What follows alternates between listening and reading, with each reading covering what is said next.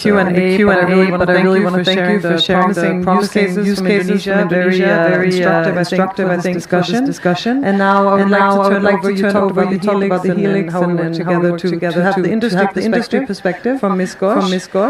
India, as we mentioned, also co-chairs the Summit Working Group. And so I'll be interested to hear now that we see AI as quickly becoming foundational to agricultural productivity and food security. But the big question now is whether, as we mentioned, inequalities or indeed democratize the opportunity. So from your vantage point, what practical steps are needed to broaden access to AI capabilities so that emerging economies and smallholder farmers can also benefit and fully participate? And as adoption accelerates broadly, how should public-private partnerships evolve to scale responsible AI deployment and prevent the AI divide? Thank you. Very long question. I'll try and answer very short. But before I do that, I have to acknowledge the sorry. Yeah. But before I do that, acknowledge the presence of one of the biggest experts in this field of agriculture in this room, Professor Ramesh Chand, who's also a very esteemed member of NITI Aayog. And I requested him not to come for the session. Too nervous sitting right in front of me. But let's see if he lives up to his expectations or not. The biggest problem with AI today is that we throw AI at every problem that exists. And we expect that something will happen out of it. Right. And as a result, we generalize technology a bit too much. See, the thing with AI is if you really want to unlock the technology, you have to know what exactly are you solving for? What problems? And then you have to go deep because there are so much that has to come together for AI to work. For example, is the data in place? How good is the quality? Is the ecosystem in place? Capabilities in place. So AI requires investments. And AI is a pretty deep investment overall, right? So it's very important to understand problems do you want to solve with AI. And I think that's one of the biggest issues because we're not taking the time to think through it. We keep saying AI is the magical word for everything, right? So now let's look at the food system. And I hope I'm correct, Professor Chand. I learned this a bit from you also. But I think the biggest issue today is while the world is producing enough food to feed 8 billion people. But there are still millions and millions who are hungry. So there's a paradox. And I think when you start breaking it down further to understand the exact problems why this exists, distribution.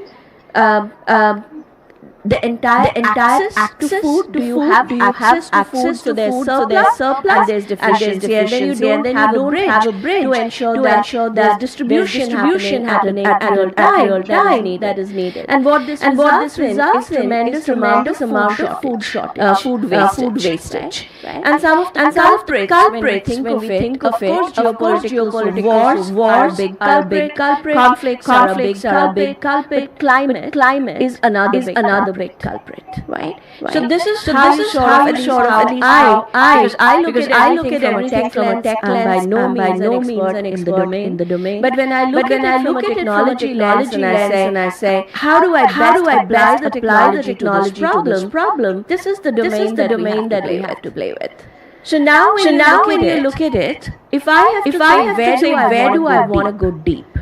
The problem to solve, at least when I look at all of this, is the biggest problem to solve for the food supply chain, according to me right now, purely looking at it from a tech lens, is the wastage. How do I bring down food wastage? What role can AI play to bring down food wastage? So then you start looking at logistics. You start looking at supply, the cold chains that exist globally. Not. You start looking at trade. You start looking at geopolitical agreement because all of that will come into mind, right? Now, in terms of industry coming together to solve for AI, again, if you want the best out of industry, you have to ensure that there is alignment on the problem statement you'll want to solve. Otherwise everyone will come and everyone will do the same pilot everywhere. That's what's happening today. When you look at AI executions around India and around the world, and because of the AI commons that we have built, every country is trying out the same thing. Farmer advisory, right? Every country is trying it out. But why is it not scaling? Why are we not solving for other problems? So again, it's very important to identify what is the problem statement. How do you ensure that when industry gets involved, there is a route to market, and there's room to commercialization because that becomes very important for industry. And one of the things that we advocate is coming up with maybe a center of excellence, innovation that is identified to solve specific problems. I think one of the problems today we have with COEs are you have AI COEs, you have blockchain COEs. I really don't understand what that means. But what if we had a COE to say that how do we ensure that the cold chain problem is solved across the country? How do we have a COE that ensures that climate resilient crops in XYZ area can be grown, right? And then bringing the industry together to say how do we collaborate to create, I think gives you the right kind of outcomes. Thank you very much, Mishkosh. And this is a perfect segue, I think, to our next speaker, turning to the research community, how to really bridge research into AI to more practical tools. So Dr. Praty, I'd like to turn to you now for some examples of how these advanced AI tools can really be made use in more low-tech farming environments. And maybe you can give us some concrete examples. What distinguishes those who succeed from those who don't. Maybe speaking some of the points that Mishkosh raised. Thank you for invitation. It's very timely discussion. And of course, always when we talk about AI, we often talk about the technology, how fast the model, how big the data set they can what is the parameters that we always talk. But if you think about the food system, Terry mentioned that food system have different layers, and bottom of this layer is basically a smallholder farmers, and that farmer operate in a different environment. If you look at it last year, there's billions of euro investment has been done in the tech industry. To build more models. Is the same thing happening to the smallholder farmers? No. So there is a problem that's solved in the server room. Computer doesn't work in the field. So we really need to think how the AI or model which we are developing applicable to the grassroots level. And so within the Wageningen, I have been working in Asia, Latin America, and one of the problems there is three problems we are facing in this whole AI domain now. First is the data scarcity. Still there is not enough data. The data is not shared. As you mentioned, there is no ecosystem, fair infrastructure where data can be shared. And that hinders the model. Works in a global scale, but when you work in the local scale, it doesn't provide the input that is expected for the smallholder farm. Second is the trust. Often the farmers doesn't own, and then of course the model farmers expectation is different. There's not much trust. How to apply this in the local. That's why most of this advisory is failed. Farmer doesn't follow the advisory because it doesn't make sense. And then third thing is scalability. Often we think that scale is not only the technical scale. Process something fast doesn't mean that it can the same way. We need to really think differently. And that's why we started. I give a couple of concrete examples. One example about food security. We need to understand what is the map. Where are the crops? There is no global map that is accurate enough. So with the help of European Space Agency, 4 years started, we started World Serial Project, where we try to map the global croplands. Still, the maps are not perfect. India, China, many countries, they don't share. There is no data. We have fantastic model. We have very nice geoembedding with NASA Harvest. But applicability of this model is still very low in this country. Second thing is about the high-tech solution in low-tech environment.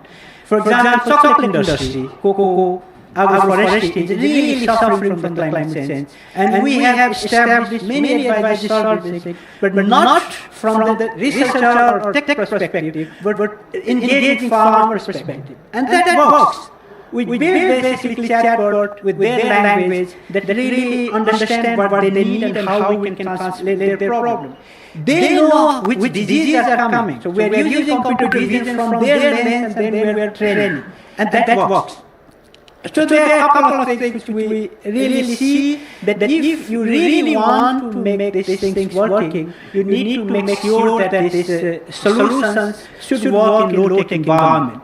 Most of the things, connectivity has gone up. People are on social media, but still data is not there. Data infrastructure is not there. And always tech industry, or like we as a modeler, whatever we call, so we see always data as the input and output. Data should be as the infrastructure. We should engage farmers in that infrastructure, and then only we can achieve the impact.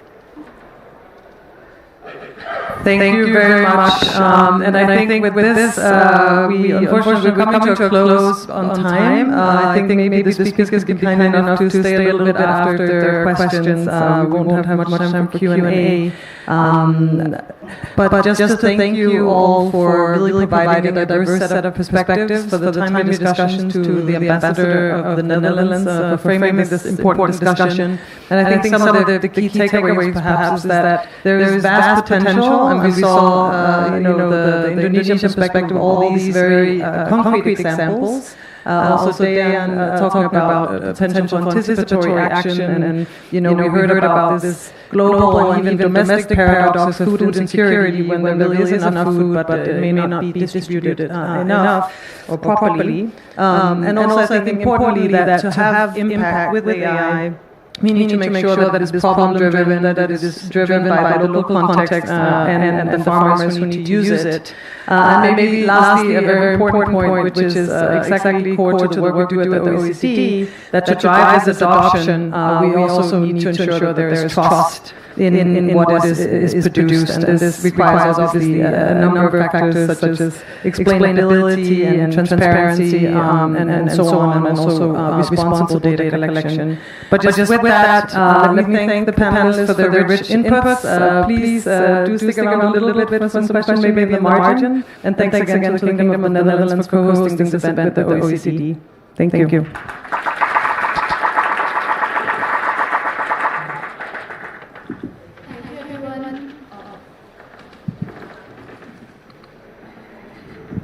Thank you everyone for joining us and sharing your thoughtful views on transforming agriculture. On the behalf of Impact Summit team, we would like to offer a souvenir. Thank you so much.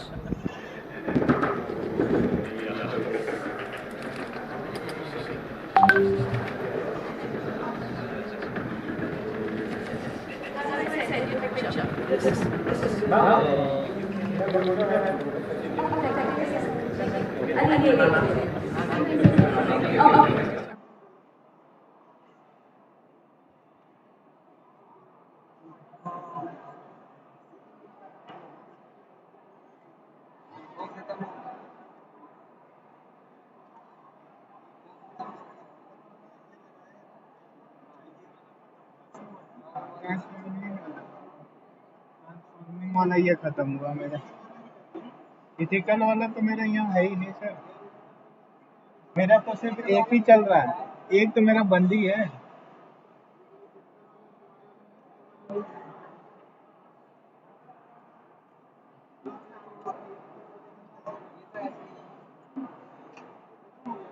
एक minute देख ले रहे sir. मेरा तो ये है ही नहीं, चल ही नहीं रहा है। ये तो कब तक खत्म हो चुका है मेरा। हाँ, ये भी खत्म हो गया सर। अभी We unfortunately we're coming to a close on time. We all a vision perspective of all these very enough, and the farmers who need to the workers try. On the behalf of Pack Summit team, we would like to offer a souvenir. Thank you so much.